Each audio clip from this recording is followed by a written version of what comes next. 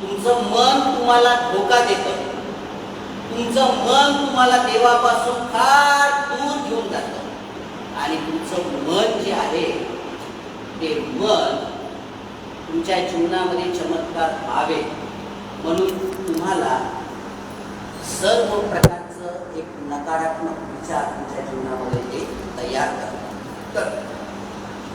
Corinth येथील मंडळीला हे पत्र लिहिताना जे संत पौलाला त्यांच्यामध्ये असलेली उणीवता आणि कमी आढळली ते त्याने त्या ठिकाणी नमूद केले. कारण हा विश्वास त्यांनी त्या करिंथ येथील मंडळीच्या लोकांमध्ये पाहिला आणि पौलाला फार वाईट वाटलं की यांचा जो विश्वास आहे, पहा हे वचन तुमच्या जीवनात खूप कार्य करेल आणि हे वचन तुमच्यासाठी मार्ग मोकळे करेल निश्चितच. तुमचा विश्वास जो आहे हा मनुष्याच्या बुद्धिमत्तेवर उभारलेला नसावा आणि नेमकं तेच झालेलं आहे आणि तेच होतंय की तुमचा विश्वास, माझा विश्वास हा मनुष्याच्या बुद्धिमत्तेवर उभारलेला आहे. कशावर उभारलेला आहे? मनुष्याच्या बुद्धिमत्तेवर. तुम्हाला कोण चालवतं? तुम्हाला कोण चालवतं? तुम्हाला बुद्धी चालवतं ना. तुम्हाला बुद्धी प्रकाशन देतं, तुम्हाला बुद्धी मार्गदर्शन करतं, तुम्हाला काही बुद्धी करतं, सगळं काही करतं. असू द्या, काही नाही, जाऊ द्या, असू द्या. तर सगळं काही तुम्हाला काय करतं?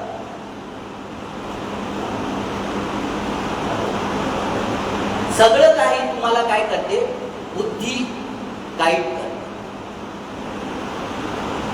बायबलमध्ये एक प्रश्न विचारला की या भूतलावर सर्वात प्रथम काय असेल, तर बायबलमध्ये असं लिहिलेलं आहे की बुद्धी. काय? कारण बायबलमध्ये त्याचं वर्णन असं केलं की परमेश्वराने बुद्धीनं आकाश निर्माण केलं. तुमच्या वाचण्यात आलं का मला माहिती? बुद्धीनं आकाश निर्माण केलं. ज्ञानानं त्यानं काय केली आहे? या पृथ्वीला स्थिर केलेलं आहे. काय?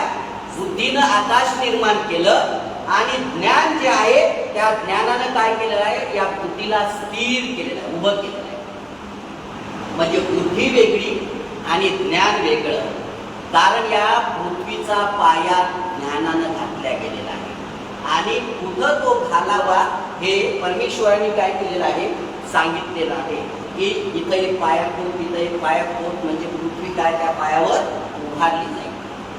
बिल्डिंग जशी पायावर उभी राहते तशी पृथ्वी देखील या जलाशयामध्ये देवानं पृथ्वीचा पाया हा ज्ञानानं घातलेला आहे. बुद्धीनं त्यानं आकाश पसरविलेलं आहे.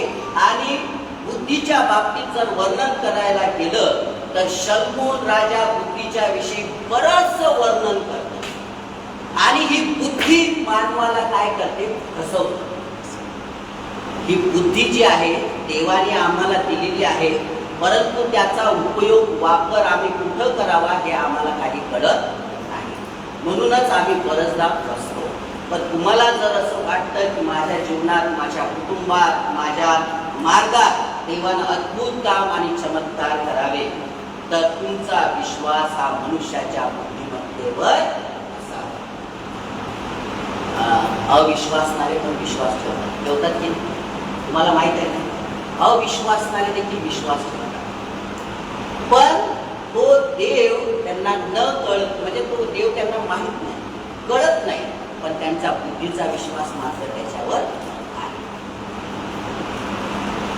पण आमचा देव जिवंत आहे हे आम्हाला माहीत असताना देखील आमचा विश्वास हा त्याच बुद्धीवर असतो.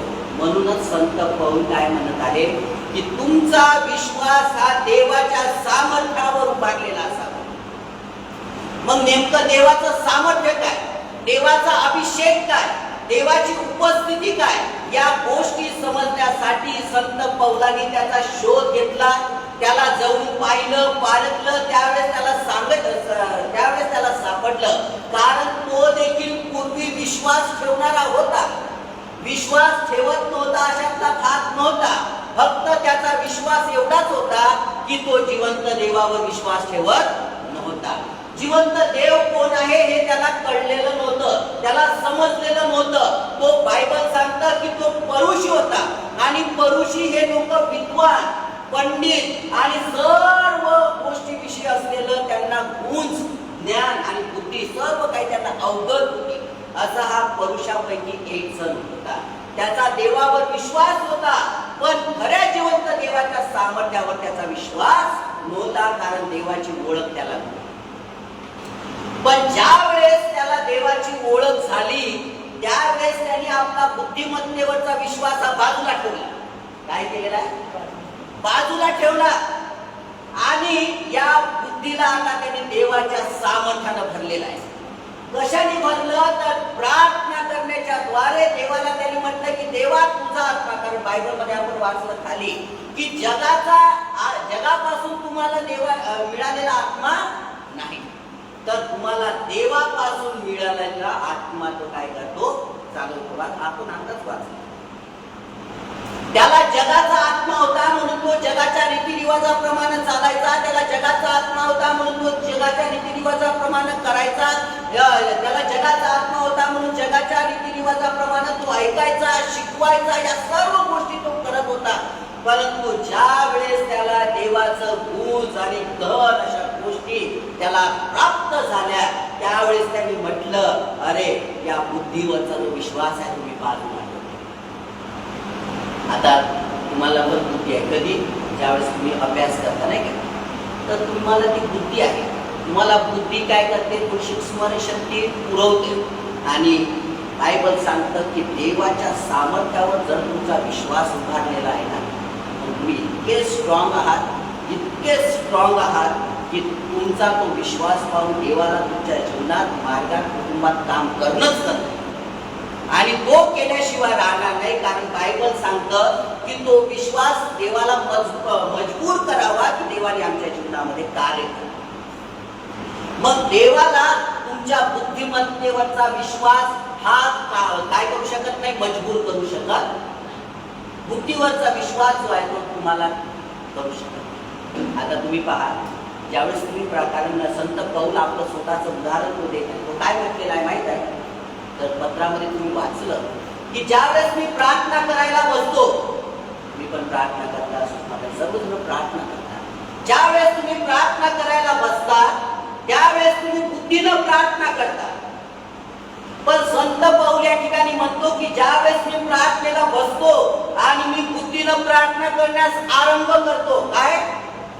बुद्धीनं प्रार्थना करण्यास मी आरंभ करतो, परंतु मग त्या बुद्धीमध्ये मी इतका समावून जातो की देवाचा आत्मा माझ्यामध्ये येतो आणि मी देवाच्या आत्म्याच्या प्रेरणेने प्रार्थना करतो. मग माझा बुद्धीचा विश्वास बाहेर निघतो आणि मी आत्म्यामध्ये देवाशी गप्पा गोष्टी करतो, आत्म्याशी बोलतो आणि देव जणू काही माझ्याशी बोलत आहे याचा भास, याचा अनुभव मला होतो. माझ्या जीवनासाठी हे फार मोठं एक उदाहरण आहे.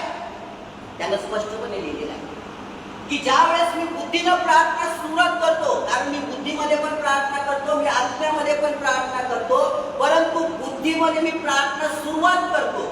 परंतु सुरुवात करता करता एकाएक तो देवाचा आत्मा माझ्यामध्ये संचारित होतो आणि त्या देवाच्या आत्म्याने माझ्या मनाचा, विचाराचा, कल्पनेचा ताबा घेतला तर माझी बुद्धी हे एकदम शांत होऊन जाते आणि देवाचा आत्मा माझ्यामधून प्रार्थना करत राहतो. देवाचा आत्मा कशाविषयी प्रार्थना करावी म्हणून सुचवत राहतो.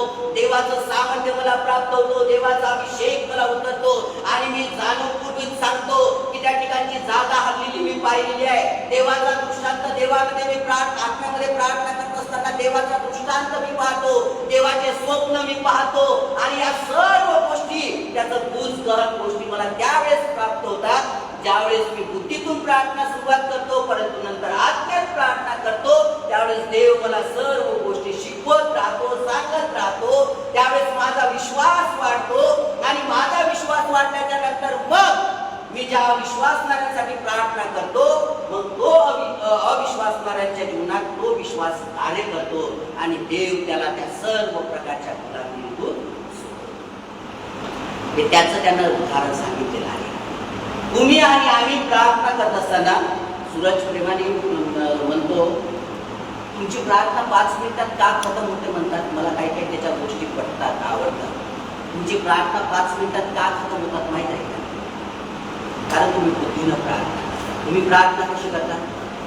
देवा बाबा तुझ्या मनापासून उपकार मानतो, रात्रभर सांभाळा, दिवसभर तू सांभाळ, आमच्या सोबत तू राहा, आम्ही कामाला त्याचं आमच्या बरोबर तू आमची काळजी घे, आमची मदत कर. आणि बाबा धन्यवाद देतो की तू आम्हाला सर्व प्रकारची मदत करत आहे. धन्यवाद देतो. ही तुमची प्रार्थना. पण ज्या वेळेस तुम्ही देवाच्या सानिध्यात असता आणि त्यावेळेस जर तुम्ही ज्यावेळेस म्हणताय प्रभू आज तुम्हाला तुझ्या पवित्र आत्म्याचा स्पर्श अभिषेक, त्यावेळेस तुम्ही मनातून प्रार्थना करता, त्यावेळेस ती बुद्धी निघून जाते, बुद्धीचे ते शब्द मुखात आलेले निघून जाते, देवाचा आत्मा तुमच्यावर कंट्रोल करतो आणि मग तुम्ही आत्म्यात प्रार्थना करता. देव प्रसन्न, आणि देव प्रसन्न झाला की तो तुम्हाला त्याच्या आशीर्वादाने भरत राहतो. मग तुमच्यासाठी मार्ग मोकळे करतो, मग तुमच्या जीवनात चमत्कार करतो.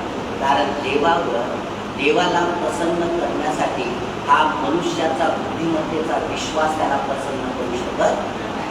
जर देवाला प्रसन्न करायचं असेल तर देवाला त्याच्या आत्मा जो तुम्हाला नामाला दिलेला आहे तो आज देवाच्या सामर्थ्यावर, त्याच्या आत्म्यावर तो विश्वास प्रकट करणं आम्हाला खूप गरजेचं आहे. अब्राहम याचा विश्वास काय पहिले देवावर होता की नव्हता? तो ख्रिस्ती तर होता. अब्राहम बायबल सांगतं ना त्याच्याबद्दल की तो अविश्वासणारा होता पण तो धार्मिक होता. देवाने त्याची निवड का केली? देव सहजासहजी कोणाची निवड करत नाही. बायबलमध्ये स्पष्ट सांगितलेलं आहे की तो एक मूर्ती पूजक होता, परंतु तो धार्मिक होता. न पाहिलेल्या देवाविषयी जर हे लोक इतका विश्वास प्रगट करतात तर जिवंत देव जर यांना भेटला किंवा जिवंत देव म्हणाला मी जर यांना प्रगट करीन की मी जिवंत देव आहे तर यांचा विश्वास माझ्यावरचा अधिक वाढेल. कारण संत पौलानं देखील अथेन नावाचं गाव आहे, त्या अथेन नावाच्या गावामध्ये ज्या वेळेस हा संत पौलानं एंट्री केली, तो आला अथेन मध्ये, त्यांनी पाहिलं, बापरे काय या कुटुंबाची श्रद्धा, काय ह्या लोकांचा विश्वास, अरे काय हे लोक धार्मिक. त्यानं डोळ्यानं पाहिलं की हे लोक देवाला मानणार आहे, हे लोक देवावर विश्वास ठेवतात.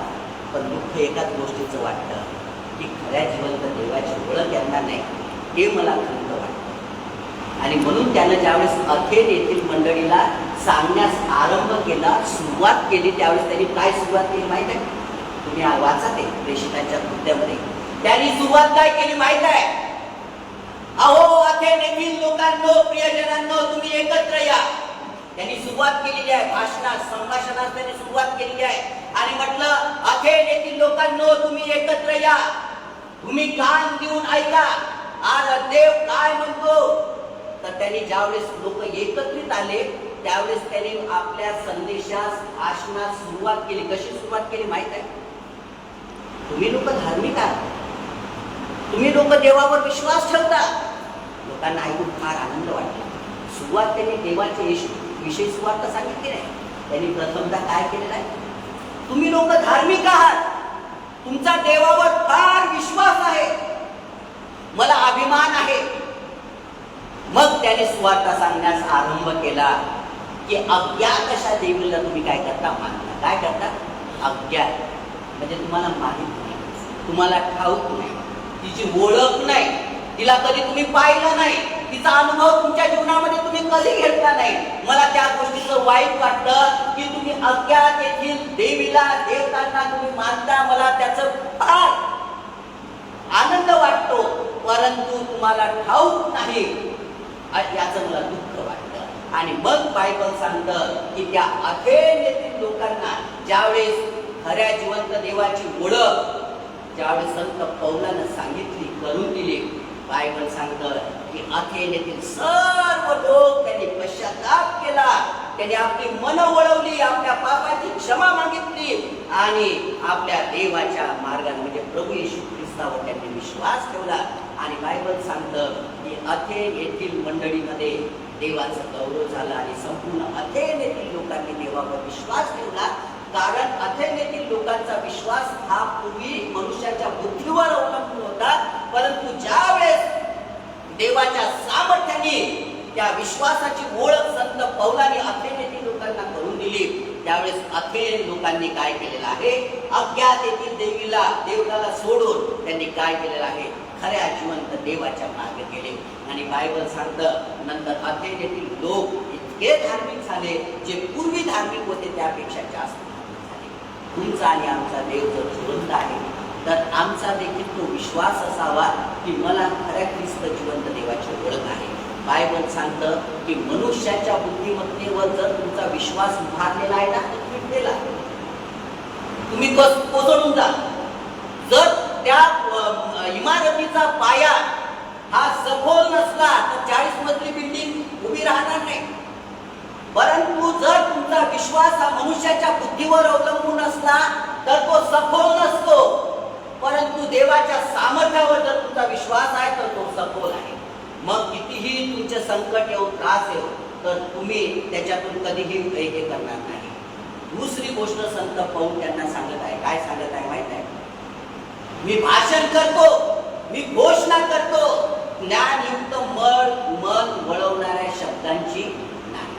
काय म्हणत आहे, पुष्कळ लोक काय करतात, गोड बोलून सुवार्ता सांगतात. बरोबर, गोड बोलून सुवार्ता सांगतात, परंतु गोड बोलून सुवार्ता सांगून कोणीही देवाकडे पडत नाही. तो तात्पुरता हा हो, त्याला फार बरं वाटतं आणि मग नंतर निघून जातो. परंतु या ठिकाणी मनुष्याने देवावर विश्वास ठेवावा म्हणून संत पौलानं फार सुंदर भाषण, फार छान वक्तृत्व आणि असं त्यानं भाषण सांगितलं की सर्व लोक आनंदित झाले. सर्व लोक त्यांनी देवाचा जय जयकार केला, पण तात्पुरता केला. त्यानंतर ते ज्यावेळेस इथून गेले त्यावेळेस ते विसरून गेले की आपल्याला काय केलेलं आहे. या ठिकाणी बायबल काय सांगत आहे की मी भाषण करतो, मी संभाषण करतो, परंतु मी या गोष्टी निदर्शन करत नाही. तर मी जे सांगतो ते तुम्हाला हे सांगतो की देवाच्या सामर्थ्यावर जर तुमचा विश्वास आहे तर सर्व काही करण्यास समर्थ आहे. आणि म्हणून संत पौल फिलिप्पी येथील मंडळींना तो मार्गदर्शन करत असताना तो काय म्हणतो माहित आहे, जो मला सामर्थ्य देतो, जो मला शक्ती पुरवतो, त्याच्याद्वारे मी सर्व काही करण्यास समर्थ आहे. मग माझ्या पुढे काही येऊ, एखादा लंगडा काही येईना, देव त्याला बरं करेल त्याच्या सामर्थ्यानं. कारण बायबल सांगतं की त्यावेळेस माझी बुद्धी काम करत नाही तर देवाचा आत्मा माझ्यामधून काम करतो.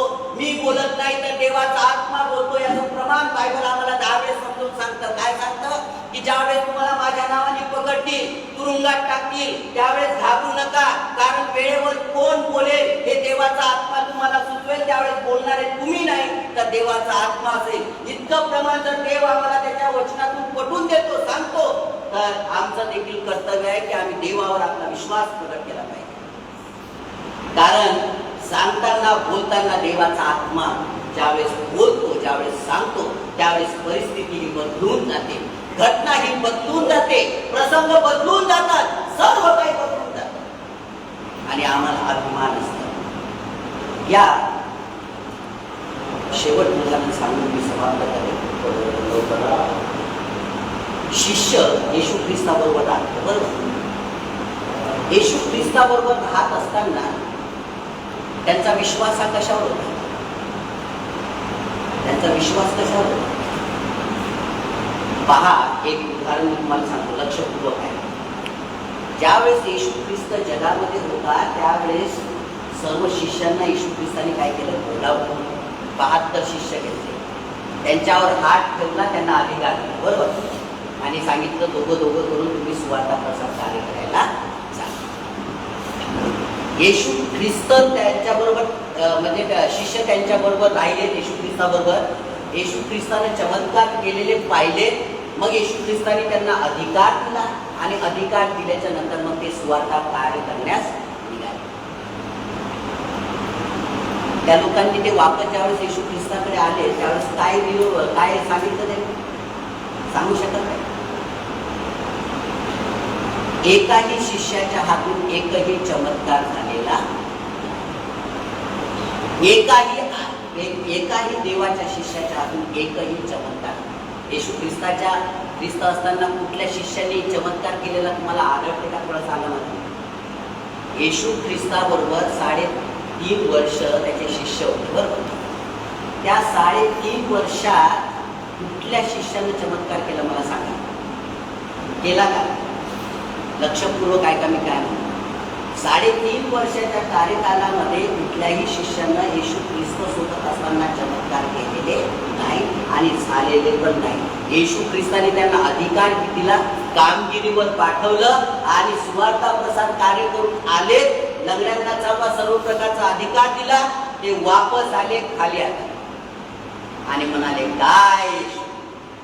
काय देवा, आम्ही सर्व काही करून पाहिलं पण काही झालं नाही. कारण त्यांचा विश्वास हा त्यांच्या बुद्धिमत्तेवर म्हणून काहीही झालेलं नाही. पण ज्यावेळेस येशू ख्रिस्त तुमच्या आणि आमच्या पापांकरता मरण पावलं, त्याला गाडण्यात आलं, 3ऱ्या दिवशी मेलेल्यातून पुन्हा उठला, 40 दिवस संपूर्ण जगाला त्यांनी प्रगट केलं आणि मग 40 दिवसानंतर ज्यावेळेस त्याचं स्वर्गारोहण झालं, मग कोण आला? 50व्या दिवशी कोण आला? देवाचा पवित्र एका खोलीमध्ये ते बसले आणि एका खोलीमध्ये बसल्याच्या नंतर अगदी 10 दिवसानंतर तो देवाचा पवित्र आत्मा 120 लोकांवर आणि जसा देवाचा पवित्र आत्मा 120 लोकांवर उतरला, मग आता त्यांची बुद्धी त्या ठिकाणी काम करत नाही, त्यांची बुद्धी त्या ठिकाणी बोलत नाही, त्यांची बुद्धी आता एकदम पूर्णपणे खाली झालेली आहे आणि त्या ठिकाणी देवाच्या पवित्र आत्म्याचा अभिषेक आणि सामर्थ्य त्यांना प्राप्त झालेला आहे. नवीन जुना विश्वास हा निघून गेलेला आहे. नवीन विश्वास त्यांना देवाच्या आत्म्यामध्ये संपादन झालेला आहे, प्राप्त झालेला आहे. आणि ज्यावेळेस ते देवाच्या आत्म्याने पेटून उठले, पेत्राने संभाषण केलं, बायबल सांगतं की त्या 120 लोक त्या खोलीतून बाहेर पडले आणि मग त्यांनी सेवा करण्यास आरंभ केला. त्यावेळेस देवाच्या आत्म्याने ते सेवा करत होते, देवाच्या आत्म्याने ते प्रार्थना करत होते, देवाच्या आत्म्यावरचा त्यांचा विश्वास दृढ होत गेला. म्हणूनच बायबल सांगतं की संत पौल तिमोथेला सांगतो की तुझ्या आजीमध्ये असणारा देवाच्या आत्म्याविषयीचा विश्वास, तुझ्या आईमध्ये असलेला देवाचा विश्वास हा तुझ्या ठाई नाही आणि तुझ्या ठाई तो देवाच्या आत्म्याचा विश्वास यावा, त्यासाठी तुला तुझ्या आईचं आणि आजीचं एक उदाहरण आहे. बायबल सांगतं की ज्यावेळेस देवाचा आत्मा त्या शिष्यांवर उतरला, त्यावेळेस जगाची उलथापालट त्यांनी केली आहे. तोपर्यंत देवाच्या शिष्यांनी येशू ख्रिस्त असताना चमत्कार झालेले नाही, परंतु ज्यावेळेस देवाचा पवित्र आत्मा त्यांच्यावर आला, त्यांचा बुद्धीचा विश्वास निघून गेला आणि देवाच्या आत्म्याच्या सामर्थ्याचा अभिषेक आणि विश्वास त्यांच्यावर आला आणि मग ते देवाच्या आत्म्याच्या प्रेरणेने काम करत गेले. मग तिथून पुढे चमत्कार होण्यास आरंभ झाला. मग कुठल्या देवाच्या सेवकाच्या चमत्कार नाही? सर्वांच्या याच्यात फिलिप्पाच्या हातून चमत्कार झाले, थोमाच्या हातून चमत्कार झाले, याकोबाच्या हातून चमत्कार झाले, योहानाच्या हातून चमत्कार झाले. कोणाच्या हातून चमत्कार नाही झाले? सर्वांच्या हातून चमत्कार झाले. बायबल सांगतं की ज्या 12 शिष्यांनी दुसरे शिष्य निवडले, त्यांच्याद्वारे चमत्कार झाले, नाही काय? स्तेफनूस, प्रखनूर, निकानूर, सर्वांच्या द्वारे देवाने चमत्कार केले. आणि आज तोच देवाचा पवित्र आत्मा, बायबल सांगतं की जगाचा आत्मा तुम्हाला दिलेला नाही, तर देवाचा आत्मा जर आम्हाला दिलेला आहे, तर ते चमत्कार जे मी केलेले आहे ते तुम्ही देखील करा. जरी आमच्या मंडळीत ते व्हावेत म्हणून असं जर तुम्हाला वाटतं की तुम्हाला देखील देवाच्या आत्म्यात विश्वास प्रगट करणं खूप गरजेचं आहे, त्याच वेळेस हे चमत्कार होतात. आजही लोकांच्या दुसऱ्या भक्तांच्या द्वारे, दुसऱ्या सेवकांच्या द्वारे चमत्कार होतात. मी देखील देवाला कधी कधी प्रार्थना करतो की देवा, माझी मंडळी वाढण्यासाठी एका तरी कुटुंबामध्ये असा चमत्कार कर, अविश्वासणाऱ्या कुटुंबामध्ये असा चमत्कार कर की कोणाला तरी एखाद्या पॅरालाइज व्यक्तीला उठून उभव कर, त्याला चालव, म्हणजे आसपासचे सर्व लोक आमच्याकडे येतील आणि देवा तुझं मंडळी वाढेल. मी माझ्या रोजच्या प्रार्थना करतो की देवा चमत्कार कर, म्हणजे अविश्वासणाऱ्यांना एक खरं प्रमाण पटवून देण्यासाठी आज चमत्काराची फार गरज आहे आणि देव त्याचा गौरव प्रगट केल्याशिवाय नाही. म्हणून बायबल सांगतं की शिष्यांचा विश्वास ज्यावेळेस येशू ख्रिस्त होता त्यावेळेस त्यांची बुद्धी काम करत होती. आणि जर तुम्हाला आत्म्यानं करायचं असेल तर नेहमी देवाचे सेवक तुम्हाला हेच सांगतात की स्वतःला खाली करा. काय करा? स्वतःला खाली करा. तुम्ही स्वतःला विचारानं खाली करा, तुमच्या बुद्धीनं खाली करा आणि मग तुम्ही काय करा? देव तुम्हाला देव तुम्हाला आणि ज्यावेळेस देव तुम्हाला भरेल त्यावेळेस मग तुमच्यामुळं कुणाचाही टिकाव लागणार.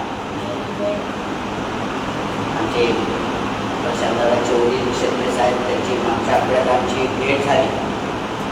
तर बापरे, एक वचन त्यांना आवडलं तर कमीत ती वचन 15 ते 20 वेळेस ते मला बोलत आहे. ते वचन मी पण वाचलं होतं, परंतु त्यांनी कदाचित त्यावेळेस वाचण्यात गेलं असेल पण त्यांचं लक्ष नसेल. परंतु ते वचन ज्यावेळेस त्यांनी असं वाचलं त्यावेळेस ते वचन त्यांना कदाचित स्पर्श झाला. ते वचन काय होत माहिती आहे? की देवापुढं काय होत माहिती आहे? देवापुढं तुमची बुद्धी, तुमची शक्ती, तुमचं ज्ञान, तुमची युक्ती, काय? तुमची बुद्धी देवापुढं तुमची बुद्धी, तुमची युक्ती, तुमची शक्ती हे मुळीत चालत. देवापुढं काय चालतं? देवापुढं काय चालतं? देवापुढं जर तुमची बुद्धी, युक्ती, शक्ती काही चालत नाही तर देवापुढं काय चालतं?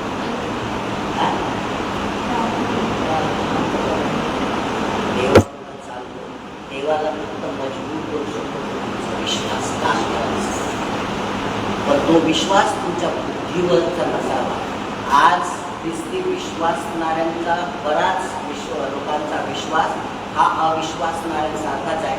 फक्त फरक एवढाच आहे की त्यांना ते त्याला ओळखत नाही, आम्ही त्याला ओळखतो.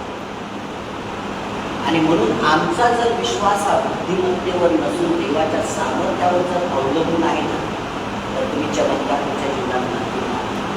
तुमच्यासाठी देव मार्गदर्शितच मोकळे करेल. पण तुम्ही जर बुद्धीनं बोलता काय? कारण बायबल सांगतं, येशू ख्रिस्त स्पष्ट म्हणाले की तुम्ही माझ्या नावानं पित्याकडे जे काही मागा. काय म्हटलेलं आहे? तुम्ही माझ्या नावानं पित्याकडे जे काही मागा, विश्वास ठेवा. बुद्धीनं नाही, विश्वास ठेवा, तुम्हाला मिळालं. तुम्हाला काय झालेलं आहे? मिळालं. आणि आम्ही म्हणतो कुठं मिळालं? कुठं मिळालं? काय हायच नाही, दिसतच नाही. मग हा तुमचा विश्वास तुम्हाला काय करतं? देवाचं कार्य करण्यापासून वंचित. देवाला येशू ख्रिस्त बोलला ना, मिळाला म्हणून विश्वास ठेवा. कारण विश्वास आमचा हाच आहे की न पाहिलेल्या गोष्टी आम्ही आता अस्तित्वात आहे म्हणून पाहतो. आमच्या देवाचा विश्वास होता ना, देव ज्यावेळेस स्वर्गामध्ये होता त्यावेळेस पृथ्वी नव्हती, मनुष्य नव्हता. पण देवाने ज्यावेळेस पाहिलं त्यावेळेस पृथ्वी या सर्व गोष्टी त्यांनी पूर्वीच पाहिल्या होत्या. त्या अस्तित्वात त्याने विश्वासाच्या द्वारे आणल्या. आणि मग सूर्य चंद्र बनवला, पृथ्वी बनवली, अंधकार प्रकाश बनवला. नंतर शेवटी मानवाची त्याने काय केली आहे? निर्मिती केलेली आहे. म्हणून मला तुम्हाला सांगू द्या, काय सांगू द्या की मनुष्य जर तुम्हाला असं वाटतं त्या तुमच्या जीवनाच्या भाग तर देवाच्या वचनावर विश्वास ठेवा. कारण बायबल सांगतं की ज्यावेळेस तुम्ही देवाचं वचन ऐकता, ऐकल्याने तुमच्या मनात विश्वास निर्माण होतो. पण तो विश्वास हा मनुष्याच्या बुद्धिमत्तेवर नव्हे तर देवाच्या सामर्थ्यावर जर असेल तर तुमच्या जीवनामध्ये तुमच्या उद्धार होईल. आणि म्हणून इथून पुढं तुमच्या जीवनामध्ये तुम्ही प्रयत्न करा. मी म्हणत नाही, पण तुम्ही प्रयत्न करा. जर तुम्हाला आशीर्वादित व्हायचं असेल, जर तुम्हाला तुमच्या घरात जीवनाच्या मनात पाहायचे असेल किंवा जर तुमच्याद्वारे तुमचं इतर लोक आशीर्वादित व्हावं असं जर तुम्हाला वाटत असेल तर मी तुम्हाला सांगेन की तुमचा विश्वास हा मनुष्याच्या बुद्धिमत्तेवर कधीच उभारलेला नसावा, तर देवाच्या सामर्थ्यावर, देवाच्या आज्ञावर तो अवलंबून नसावा. कारण गोड बोलणं असं भाषेत मला चालत नाही. मला प्रॅक्टिकल पाहिजे. मी जसं बोलतो तसं म्हटल्याशिवाय राहत नाही. संत पौल छाती ठोकपणे आणि अभिमानानं सांगतो, कारण या पूर्वीचा माझा विश्वास जो होता हा माझ्या बुद्धिमत्तेवर, कारण तो ज्ञानी होता. परंतु ज्यावेळेस देवाची ओळख झाली त्याने स्वतःचं ज्ञान बाजूला ठेवलं, स्वतःची बुद्धी बाजूला ठेवली देवावर निर्भर राहिला, देवावर अवलंबून राहिला, देवाच्या आत्म्याने त्याला चालवलं आणि देवाच्या आत्म्याच्या करून त्याने सेवा केली. मग त्याच्या पुढं तो म्हणाला की माझ्या देवाकडं बुद्धी, ज्ञान, युक्ती काही चालत नाही. चालतं हे फक्त देवाचं सामर्थ्य, देवाचा अभिषेक, देवाची उपस्थिती, या सर्व गोष्टी आहेत. आणि म्हणून पूर्वीच्या लोकांचा विश्वास हा देवावर होता. नवीन काळातील लोकांचा विश्वास हा नंतर देवावर झाला, परंतु पहिला देवावरचा विश्वास. कारण बायबल सांगतं की अब्राहमाने विश्वास देवाच्या आत्म्याने ठेवला, मग तो विश्वासाचा जनक झाला. तोपर्यंत त्याच्या जीवनामध्ये कुठल्याही प्रकारचे चमत्कार झालेले होते. आणि म्हणून असं तुम्ही विश्वासणाऱ्यांचं ऐका की ज्यांचा विश्वास स्किवा नावाचा एक व्यक्ती आहे, नाही का? स्किवा नावाचे व्यक्ती 7 लोक आले आणि त्यांनी म्हणून हा पैसा आहे आणि मला तुमच्याकडे असणारं दान आहे, नाही का? परंतु दान असंच प्राप्त होत नाही, पैशानं मिळत नाही. हे फक्त मिळतं देवाच्या अभिषेकात, देवाच्या सामर्थ्यात, देवाचे प्रार्थना केल्याने. आणि म्हणून हे छोटंसं वचन आहे, पण तुम्ही घरी गेल्यावर मनन करा. जर लोकांच्या जीवनात चमत्कार झाले नाही तर का झाले नाही, याला कारण हेच की तुमचा विश्वास हा मनुष्याच्या बुद्धीवर अवलंबून आहे. आणि बुद्धी तुम्हाला देवाच्या आशीर्वादापासून वंचित ठेवते, दूर नेते. आणि बुद्धी वारंवार तुम्हाला सांगत राहते नाही होत, नाही होणार, काही प्रयत्न करू.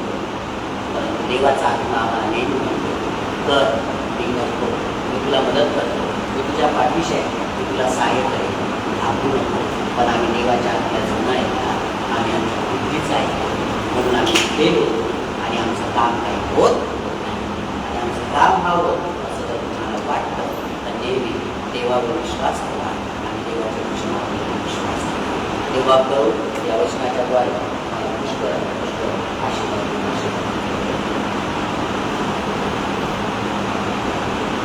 यावेळेस आपण बोलण्याच्या विधीमध्ये जात असताना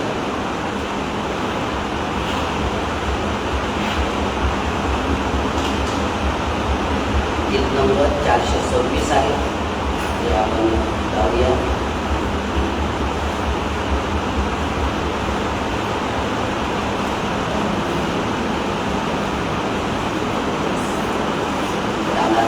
बोलण्याचा विधी ज्यावेळेस होईल त्यावेळेस आपण बोलणार आहोत. 426 नंबरचं गीत आहे, सर्वांना येणार आहे.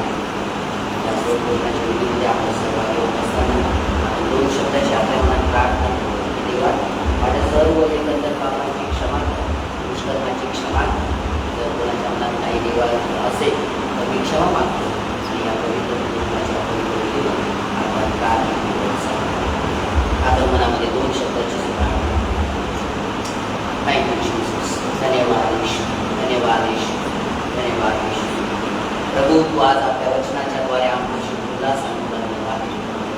आमचा विश्वास हा मनुष्याच्या बुद्धीवर प्रभू उभारलेला नसावा, त्या देवा तुमच्या सामर्थ्यावर प्रभू हा पवित्र विधी आहे जो तू आम्हाला लावून दिलेला आहे. आणि या पवित्र विधीमध्ये प्रभू आम्ही सहभागी होत असताना प्रार्थनापूर्वक आम्ही आमचं जीवन तुला समर्पित करतो. विशेष प्रार्थना करतो आमच्या सर्व पापांची, दुष्कर्माची प्रभू तू आम्हाला दैनंदिन कृपेनं क्षमा कर.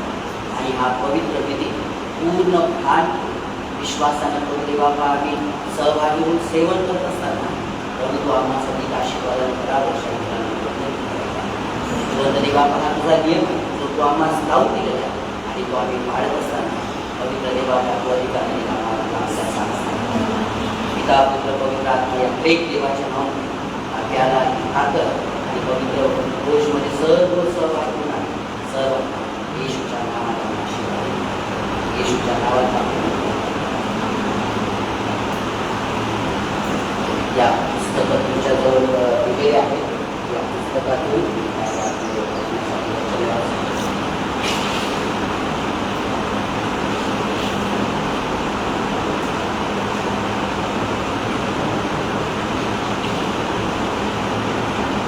5 नंबर 17 आहे.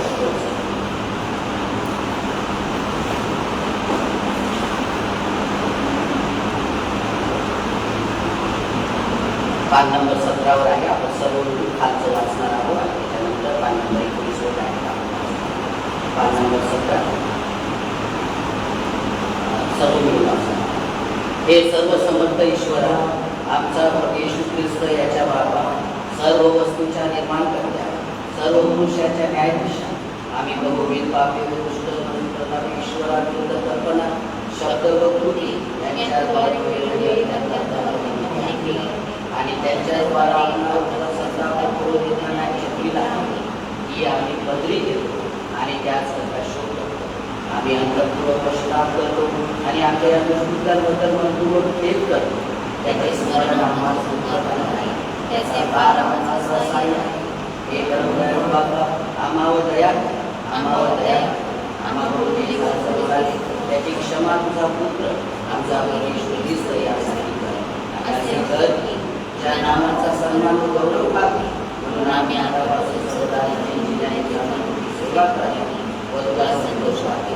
आमचा परमेश्वर ख्रिस्त याच्याद्वारे सर्व संबंध देव आमचा स्वर्गातील पिता याने आपल्या परमदयेने वचन दिले आहे की जे मनापासून पश्चाताप करून खऱ्या विश्वासाने त्याचकडे वळतात त्या सर्वांच्या पापांची तो क्षमा करेल.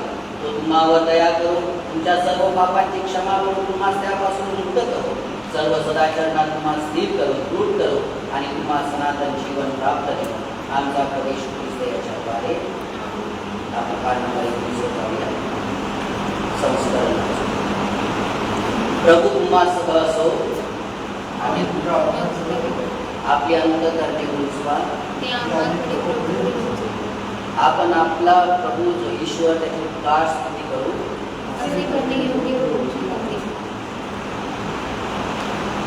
पान नंबर 20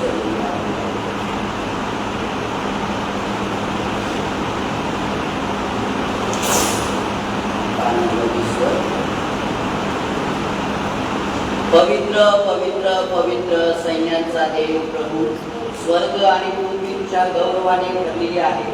तुला गौरव असो. हे परात्पर प्रभू प्रभूंच्या नावाने येणारा धन्यवाद देता परम उच्चामध्ये पोहोचला. त्यावेळेस आपण डायरेक्ट पान नंबर 22 वर येऊया आणि भक्तगण प्रभू हे टेकून असतात ते वाचणार. पान नंबर 22 वर.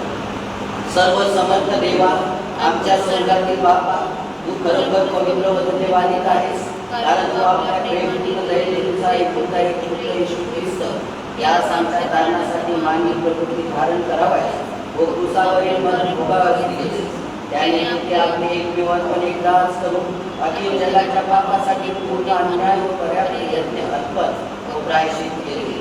आपल्या त्या अमूल्य मरणाचा निरंतरता स्मारक विधी स्थापिला व त्याचे पुनरागमन होईपर्यंत आम्ही तो करत राहावा म्हणून आपल्या पवित्र प्रमाणास आम्हाला आज्ञा दिली आहे.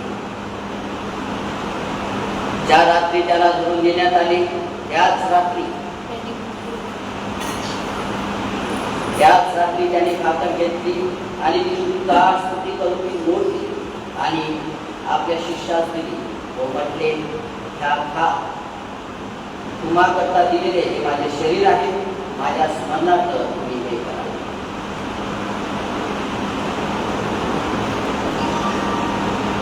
त्याला घेतला, उपकार स्तुती करून त्यास दिला व म्हटले, मी सर्व यातून द्या, कारण पापाच्या क्षमेसाठी तुम्हा करता व बहुतांकरता दिलेले हे नवे कराराचे माझे रक्त.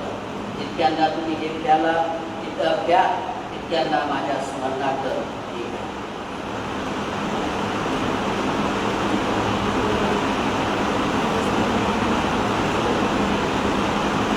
यावेळेस पान नंबर 25 वर आहे. आपण प्रार्थना करून देवाचा पान नंबर 25 वर आहे. हे दयाळू प्रभू, आम्ही आपल्या धार्मिकतेवर नाही पण तुझ्या बहुविध महान करुणेवर भरोसा ठेवू. या तुझ्या विजयाजवळ तुझ्या देशाच्या खालचा देखील टिकून देण्याची आमची पात्रता नाही, कारण तू सदा सर्वदा दया करावी हा तुझा धर्मच आहे. म्हणून हे कृपाळू प्रभू तू असे कर की तुझा प्रिय पुत्र येशू ख्रिस्त याचे मांस आम्ही असे खावे आणि त्याचे रक्त असे प्यावे. आमची शरीरे त्याच्या शरीराकडून निर्मल व्हावी आणि त्याच्या अमूल्य रक्ताकडून आमच्या जीवनाचे शालन व्हावे आणि त्याचमध्ये आणि त्याने आम्हामध्ये सर्वदा राहावे. हे देवाच्या कोपरा जगाची पापे हरण करणाऱ्या आम्हावर दया कर. हे देवाच्या कोपरा जगाची पापे हरण करणाऱ्या आम्हावर दया कर. हे देवाच्या कोपरा जगाची पापे हरण करणाऱ्या तुझी शांती आम्हास दे. यावेळेस आपण गीत नंबर 426 हे गाणार आहोत आणि ज्यांचा बाप्तिस्मा झालेला आहे, जे पवित्र भोजनामध्ये सहभागी होऊ इच्छितात तेच आपण पुढे येणार आणि प्रार्थना करत आहोत. गीत नंबर 426 जसा मी आहे निराकार, जसा मी आहे निराकार, जसा मी आहे निराकार,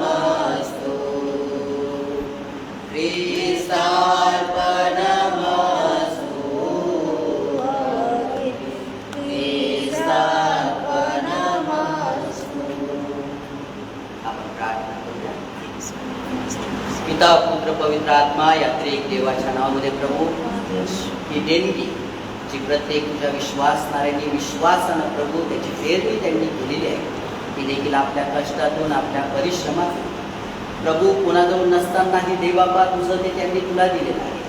माझा विश्वास आहे येशूच्या नामात प्रभू जो सदनतेचा आशीर्वाद आहे पवित्र देवाबा निर्धनता त्यांच्या जीवनात कधीही प्रभू त्यांच्या घरात कधीही नसावी तर सदनता धनाढ्यता येशूच्या नामामध्ये प्रभू इथं जमलेल्या प्रत्येकांना प्राप्त झाली असा आमचा विश्वास आहे।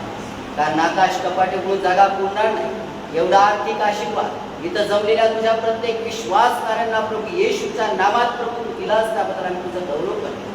प्रभू खिशाला छिद्र पडलेल्या पवित्र देवाबा भोग पडलेला तसा आशीर्वाद नव्हे तर तो आशीर्वाद साठणार येशूच्या नामामध्ये प्रभू तू त्यांना आणि प्रभू दावीद राजा म्हणतो की मला का उणीव पडत नाही मला का उणीव पडत नाही कारण परमेश्वर माझा मेंढपाळ पुरवठा करणारा माझा देव आहे।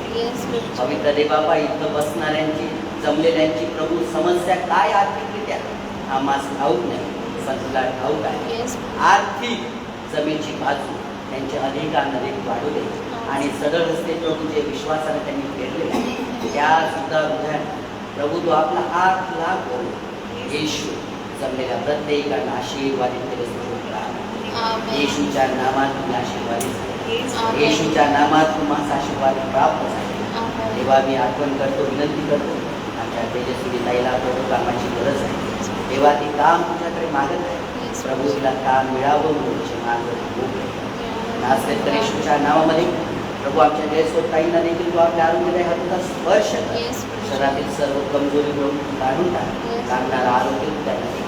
आध्यात्मिकरित्या आमच्या मंडळीच्या ठिकाणी वाढ कर. सर्व प्रकारचे श्राप जे आर्थिक आहे प्रभू ते तोडून टाक. जे प्रभू आजारपणाचे आहे ते श्राप तू तोडून टाकल्याबद्दल मी तुला धन्यवाद देतो. आरोग्याचे आशीर्वाद आणि प्रभू सदनतेचे आशीर्वाद येशूच्या नामात तू त्यांना दिले. कारण प्रत्येकाचा जाण्याचा प्रवास सुखरूप आणि आशीर्वादाचा केलास प्रभू तुला धन्यवाद देतो. अपघाताच्या क्षणापासून दूर ठेवलं प्रभू तुझं गौरव. धन्यवाद. आज जे वचन आम्ही ऐकलं त्या वचनावर पवित्र देवा अधिक मनचिंतन करत असताना सेवा तू आपल्या आत्म्याच्या द्वारे त्यांची भेट घेतलीस याबद्दल आम्ही तुला धन्यवाद देतो. आजची सभा आशीर्वादित केल्याबद्दल तुझे उपकार येशूच्या नावात मागतो. आपण हे आमच्या सगळ्यांचे बाबा जे नाव मानले जावे तुझे राज्य जसे स्वर्गात तसेच पृथ्वीवर आमचे रोजचे भाकर आम्हाला रोज मिळेल आणि आम्हाला प्रत्येक वाईटापासून सोडवा कारण की राज्य सर्वस्वी ही सर्व आमेन. हे बापाची प्रीती, पवित्र प्रभू येशू ख्रिस्ताची कृपा, पवित्र आत्म्याची पवित्र सहभागिता, देवाच्या सहवासात सानिध्यामध्ये जमलेल्या देवाच्या त्याच्या निवडलेल्या त्याच्या सर्व लहान विश्वास करण्यावरती जमलेल्या आम्हा प्रत्येकावरती आता आणि सदा सर्वकाळ असो.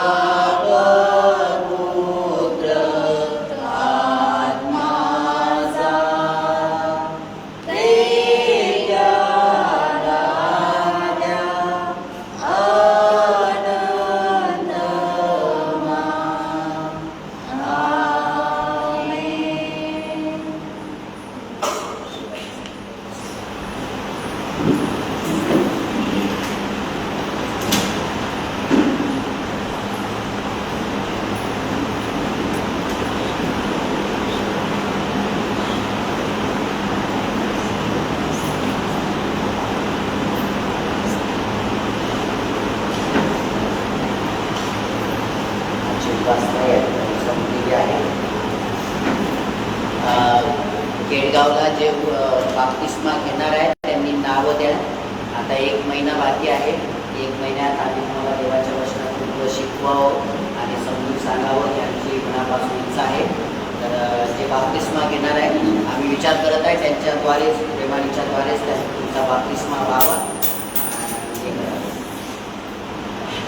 केडगावच्या मीटिंगसाठी सर्वांनी प्रार्थना करा, तयारी करा.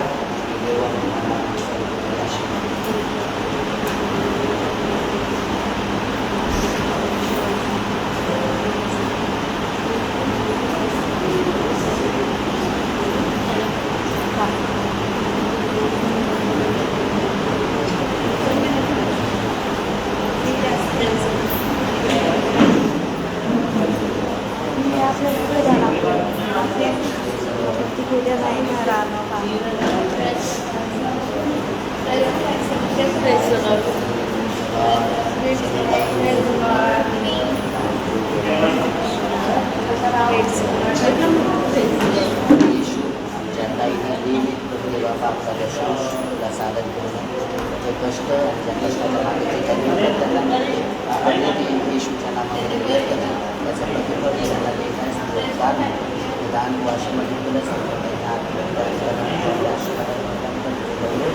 येशूच्या नावात मागतो.